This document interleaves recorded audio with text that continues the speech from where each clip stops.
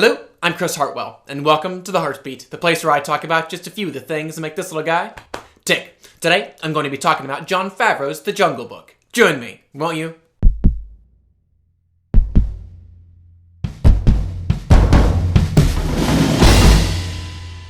So, in The Jungle Book, we meet young Mowgli, who, having lost his parents, is raised by a pack of benign wolves in the jungle.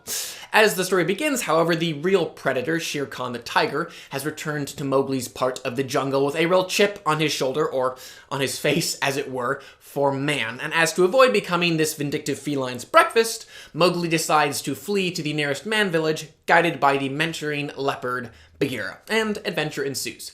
Now, guys, once or twice a year, there seems to be a couple of films that come out that the general populace seems to embrace almost wholeheartedly, films that I myself just don't connect with in the same way.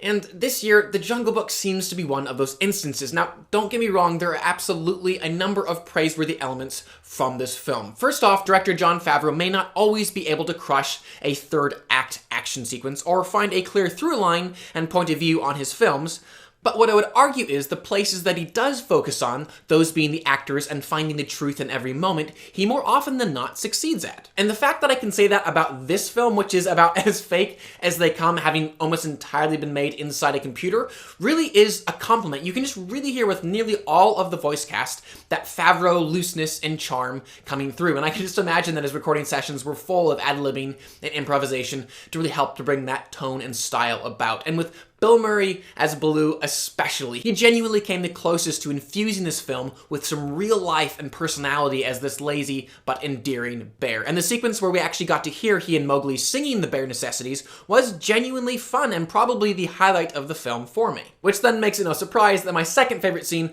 probably was the one that featured the only other song in this film, that being King Louie's I Wanna Be Like You. And though for King Louie, Walken was essentially just doing Walken, his iconic swagger really did fit the character well. And random side note, I am pretty certain that right before Mowgli met the ginormous orangutan, he came across a cowbell. And there were genuinely a handful of times in this film where the visuals opened up, the saturation got cranked up to 11, the sun was placed in that impossibly perfect position, every flower was arranged beautifully, the boulders were made just the right size and shape, and I thought, wow, yes, that is gorgeous, and does begin to justify why this entire film was made inside the computer, because there is kind of this silly stigma that things only when they're practically made or practically shot are genuinely artistic. But I can assure you that hundreds of amazing human artists poured thousands of very real hours into creating this film, and in those moments, it absolutely paid off and was gorgeous. So for me, where this film actually failed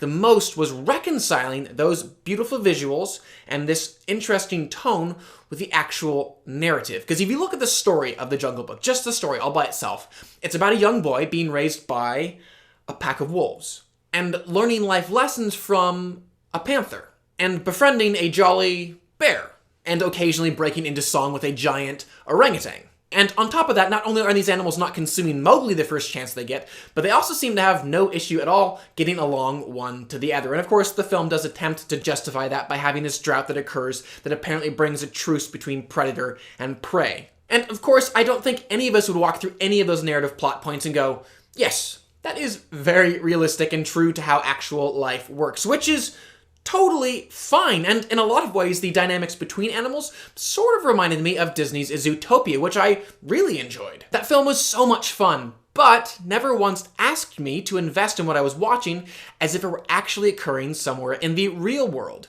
but embraced the whimsy of that premise with beautiful, bright colors, spirited animation, and just plain fun.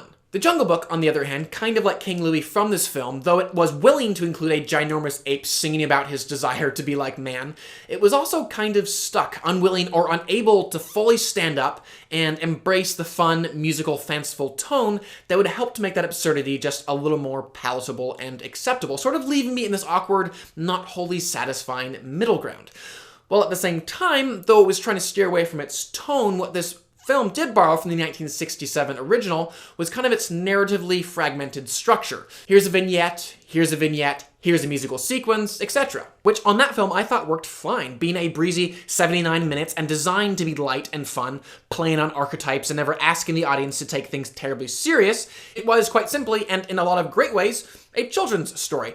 This film, though, when it came to the visuals and tone, so often felt like it was aiming to be taken more seriously, like it was this big grown-up mature thing, but without ever having the backbone of a more mature script. I've also heard a lot of people kind of put this film in the same category as Disney's other recent live-action adaptation, Cinderella. And while I didn't find that film to be a masterpiece, I did actually find myself enjoying it for what it was quite a bit, as it sported a fun, sometimes quirky, but always confident simplicity. But one of the primary elements that that film had going for it, that in my mind helped to push it a notch above this film, was an extremely empathetic, identifiable leading character, played beautifully by Lily James. And no, Neel Sethi, the actor who plays Mowgli, was not horrible. Not even close. He was fine.